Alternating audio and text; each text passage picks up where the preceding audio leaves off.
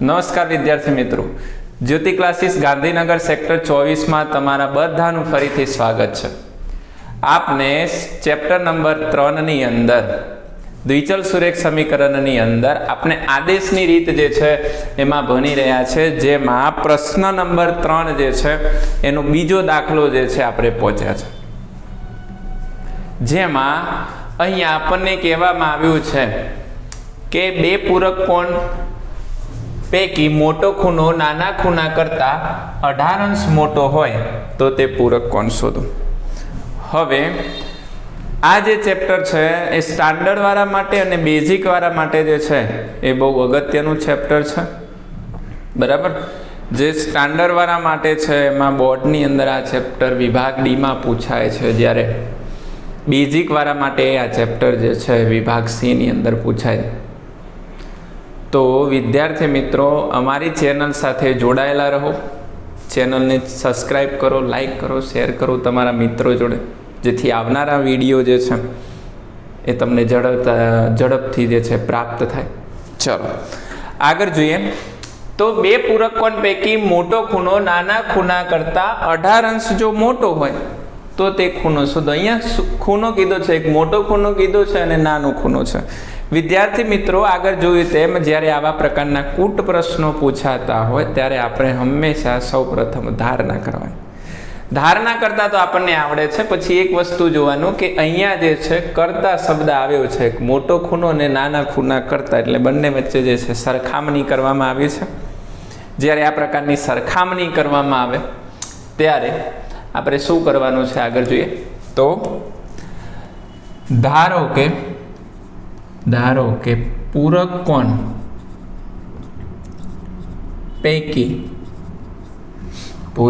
પૈકી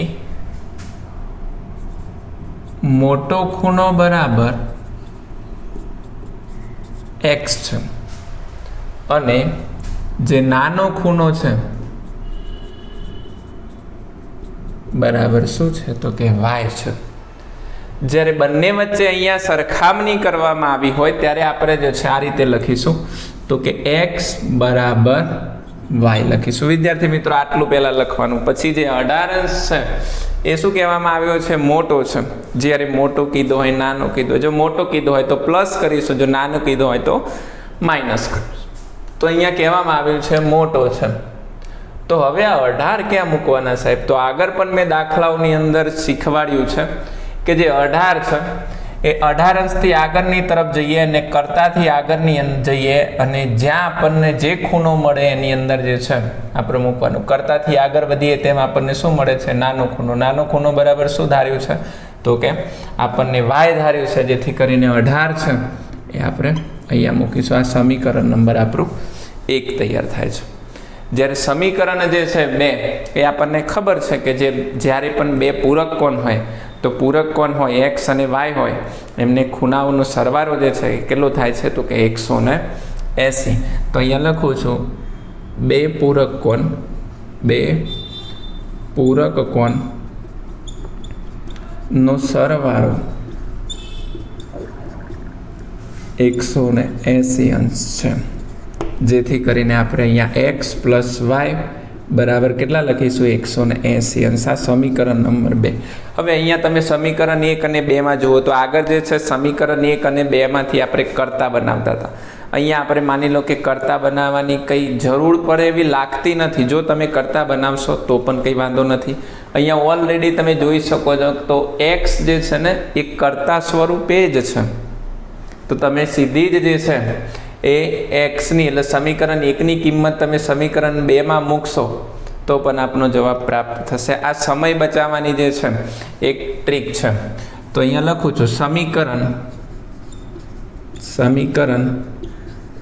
1 ની કિંમત સમીકરણ 2 માં મૂકતા તો અહીંયા આપણે લખીશું x પ્લસ y બરાબર 180 અંશ,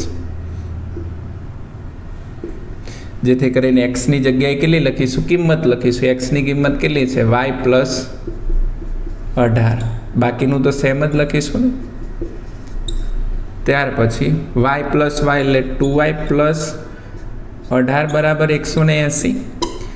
જો 2y ને કરતા બનાવીએ તો 180 માઇનસ 18 થશે, પ્લસ 18 છે બરાબરની આ બાજુ આવશે તો માઇનસ થશે, જેથી કરીને 2y બરાબર 180 માંથી 18 જશે તો કેટલા વધશે તો કે 162 વધશે, જેથી કરીને y ને કરતા બનાવો તો 180 છેદમાં 2 સોરી 162 છેદમાં 2, જેથી કરીને આપણો જે જવાબ આવશે એ કેટલો આવશે તો કે 81 આવશે, જેથી કરીને આપણે કહી શકીએ કે જે y એટલે કયો ખૂણો છે નાનો ખૂણો એટલે કેટલો, નાના ખૂણાનું માપ કેટલું મળ્યું તો કે 18 અંશ પ્રાપ્ત થાય છે. હવે જે આપણને y ની કિંમત મળે છે એ y ની કિંમત સમીકરણ નંબર 1 માં મૂકી દઈએ તો આપણને જવાબ મળી જશે. જ્યારે 1 માં મૂકીએ તો આપણે 1 લખીશું x બરાબર y પ્લસ 18, જેથી કરીને x બરાબર y ની જગ્યાએ કેટલા લખવાના 81 પ્લસ 18 ને, તો x બરાબર કેટલા થશે 81 પ્લસ 18 તો કે 99 થશે. આ આપણને જે છે બે ખૂણાઓનો સરવાળો જે કીધો છે ને 180, આ બંનેનો તમે સરવાળો કરશો તો કમ્પ્લીટ 180 અંશ થશે. તો સમજી લેવાનું કે આ આપણા બે પૂરક કોણ છે, જેમાં નાનો પૂરક કોણ છે 81 છે, મોટો પૂરક કોણ છે એ કેટલો છે તો 99 છે. આ રીતે છે અહીંયા આપણને પ્રશ્નનો જવાબ પ્રાપ્ત થાય છે. નવા પ્રશ્ન જે છે નવા વિડીયોમાં જોઈશું આપણે. હવે પ્રશ્ન નંબર 3નો ત્રીજો દાખલો. અત્યાર સુધીના જે દાખલા ગણ્યા છો એમાં જે છે તમને ખબર પડી હશે. હવે આ જે છે એ દાખલાની અંદર આપણને એક રકમ આપી છે, જેમાં ક્રિકેટ ટીમના કોચે 7 બેટ અને 6 દડાઓ રૂપિયા 3800 ખરીદ્યા. પછીથી તેને તે જ કિંમતવાળા 3 બેટ અને 5 દડાઓ રૂપિયા 1750 ખરીદ્યા. તો એક બેટની અને એક દડાની કિંમત જે છે, પહેલાં જે છે ને આપણા કોચ સાહેબ છે એ બેટના દડા લેવા ગયા તો એમને છે ને કુલ જે છે પહેલાં એમ કીધું કેટલું બિલ થયું. બિલ અરે કોચ સાહેબ કે પેલા દુકાનદાર કે 3800, કોચ સાહેબ કે લો પકડો કેટલા બેટ તો કે 7 બેટ. પછી દડા કેટલા તો કે 6 દડા.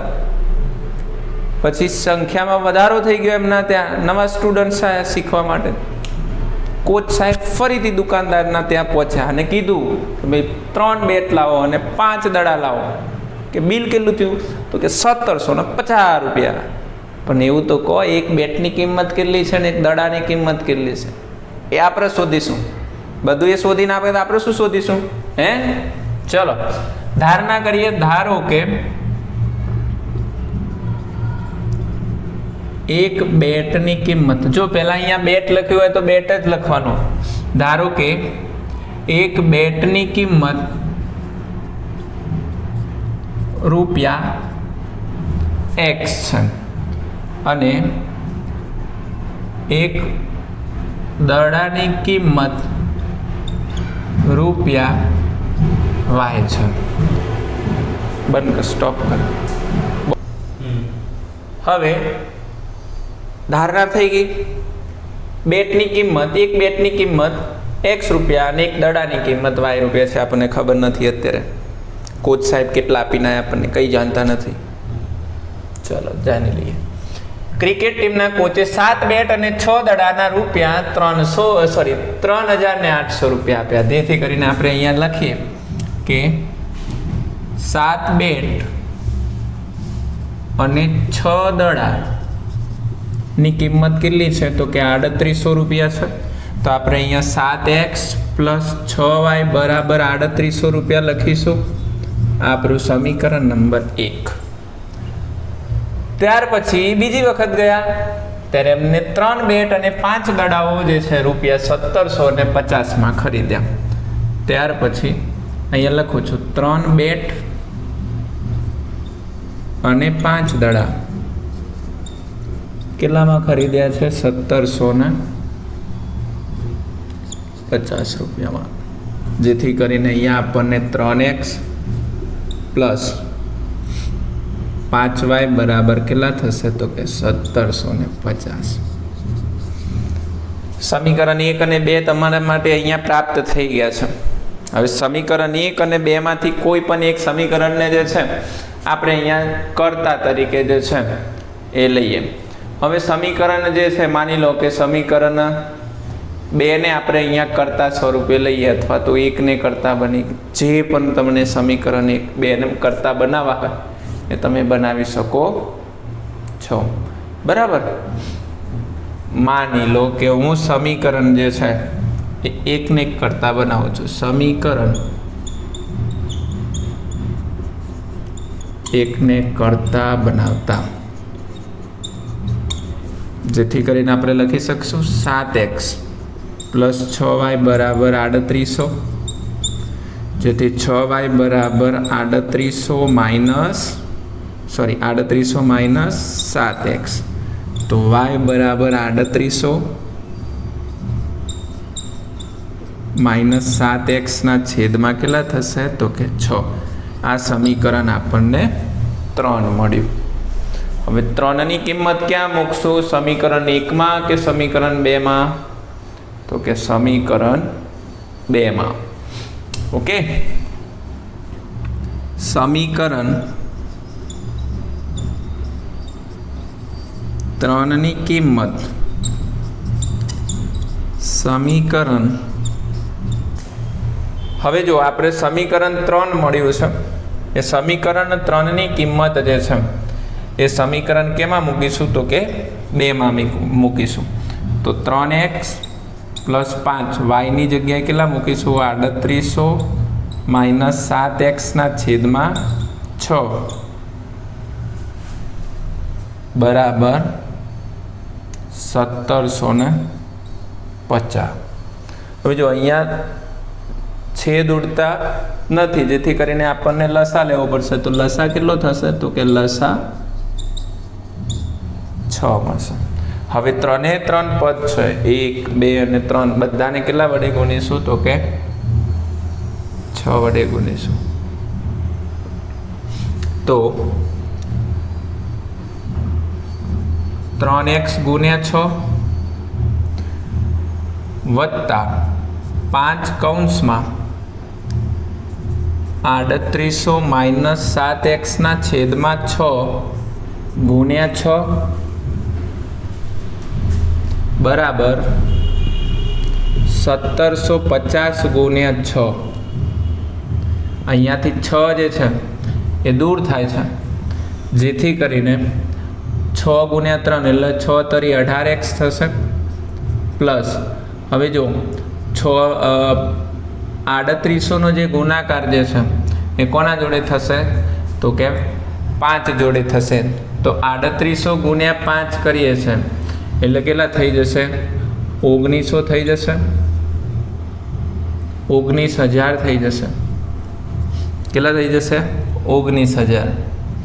ત્યાર પછી માઇનસ છે તો માઇનસ થઈ જશે, અને ત્યાર પછી 17, જો અહીંયા પ્લસ માઇનસ 7 અને 5 નો ગુણાકાર થશે, 7 પંચા 35x થશે બરાબર 1750 ગુણ્યા કેટલા થશે તો કે 6 થશે.